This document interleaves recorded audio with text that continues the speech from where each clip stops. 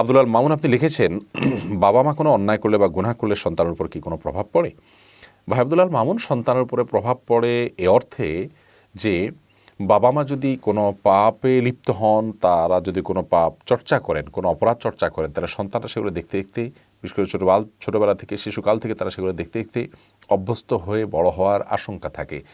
এই দিক থেকে তাদের উপরে প্রভাব পড়ায় বলা যেতে পারে। অর্থাৎ অসৎসঙ্গ অবলম্বন করতে করতে করতে করতে তাদের মধ্যেও সেই নেচারটা চলে আসার ভয়, সেই অভ্যাসটা চলে আসার ভয়, পাপের পথে পরিচালিত হওয়ার ভয় থাকে সমূহভাবে। কারণ মানুষ যা শুনে শিখে তার চাইতে দেখে শিখে অনেক বেশি।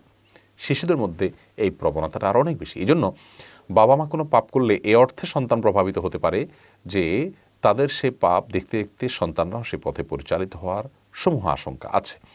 আর যদি প্রভাবিত হওয়া বলতে আপনি এই বোঝান যে স্পিরিচুয়াল কোনো ক্ষতি, অর্থাৎ অন্তর্নিহিত কোনো ক্ষতি আছে, যেমন বাবা মা পাপ করবেন আর তার জন্য পাপের বোঝা সন্তানের উপরে পড়বে, বা অনেক সময় বলা হয় যে বাবা মা পাপ করছেন সেজন্য গর্ভস্থ সন্তান নষ্ট হয়েছে, খারাপ হয়েছে, এটা হয়েছে, সেটা হয়েছে, তাহলে সেটা সঠিক নয়। কারণ ও আল্লাহ তাজিরু ওয়াজিরাতুন বিজরা উখরা, আল্লাহ তাআলা বলেছেন একজনের পাপের বোঝা অন্যজন বহন করবে না। বিধায় এ অর্থে সন্তান পিতামাতার পাপের কোনো বোঝা বহন করবে না এবং তার প্রভাব তার উপরে পড়বে না। প্রত্যেকের পাপের বোঝা তাকেই পাবে।